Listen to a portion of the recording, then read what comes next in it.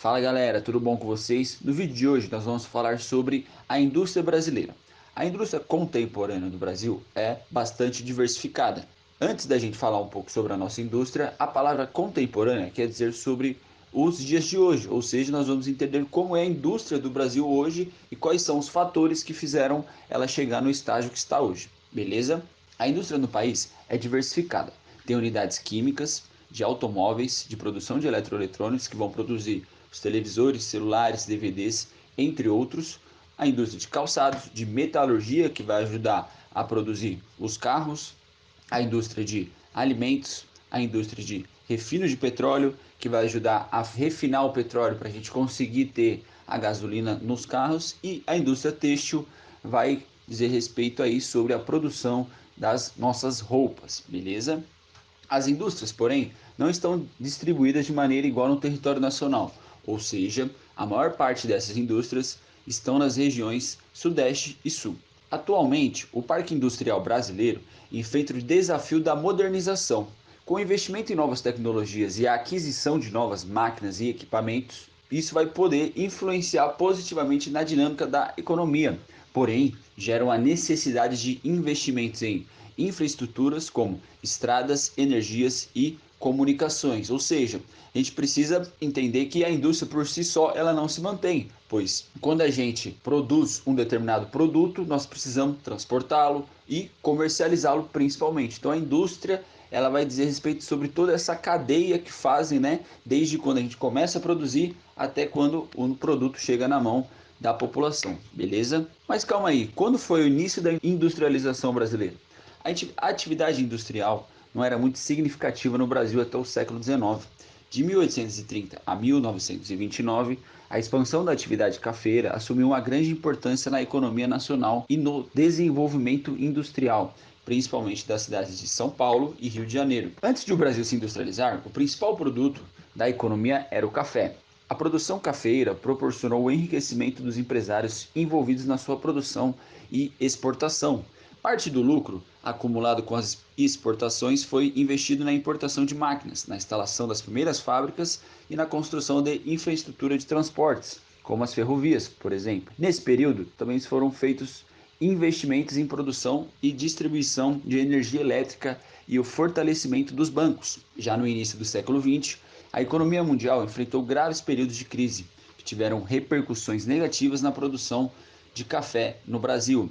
A exportação do produto diminuía bastante ao longo das crises, causando prejuízo aos produtores de café. Essa atividade econômica foi aos poucos se tornando cada vez menos lucrativa. Então, as duas guerras mundiais do século XX impulsionaram a produção industrial no Brasil. Com a queda na produção industrial dos países envolvidos nos conflitos, faltaram muitos produtos nas prateleiras brasileiras. A solução foi produzir internamente o que antes era importado, o que contribuiu para o desenvolvimento da atividade industrial.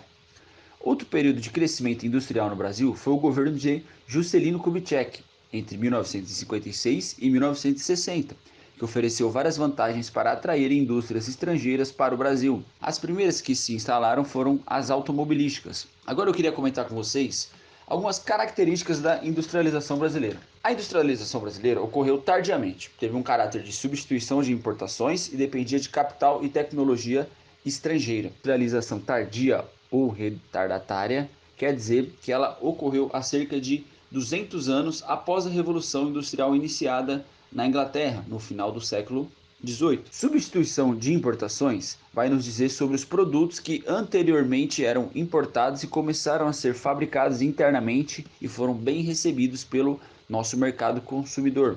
No início, houve necessidade de importar de países já industrializados máquinas e equipamentos para as nossas indústrias nacionais. Posteriormente, foram atraídos investimentos e tecnologias estrangeiras para incrementar as indústrias de bens de consumo e para implantar outros tipos de indústrias, como as siderúrgicas e petroquímicas, consideradas indústrias de base. Embora o país conte com um significativo parque industrial, essa dependência ainda marca a indústria brasileira. Agora vamos conversar sobre a concentração e desconcentração industrial. A região sudeste possui a maior concentração industrial do país. São Paulo foi o estado onde a industrialização ocorreu com maior intensidade na primeira metade do século XX. Na década de 1970, o estado de São Paulo era responsável por 58,42% da produção industrial do país. Em 2012, a produção industrial do estado de São Paulo representava 30% do total do país.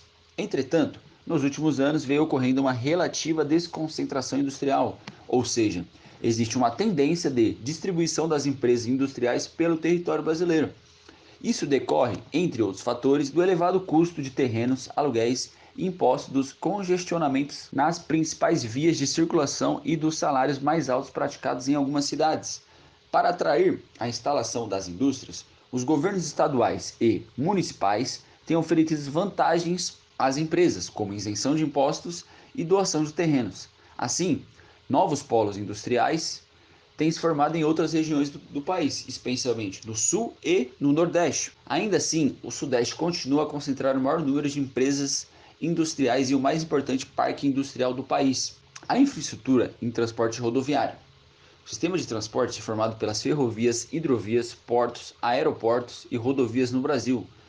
O sistema priorizado é o rodoviário, com predomínio de carros de passeio e caminhões para transporte de cargas. Com o desenvolvimento da atividade industrial no país, as rodovias se tornaram fundamentais para atender às necessidades de circulação de matérias-primas e mercadorias.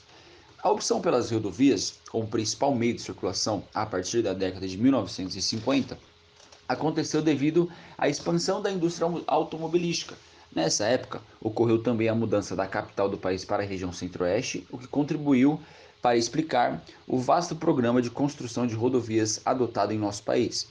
Embora o sistema rodoviário tenha sido escolhido como prioritário no Brasil, as políticas de investimento em infraestrutura ainda são insuficientes para manter as estradas em boas condições, gerando transtornos aos motoristas e à circulação de mercadorias.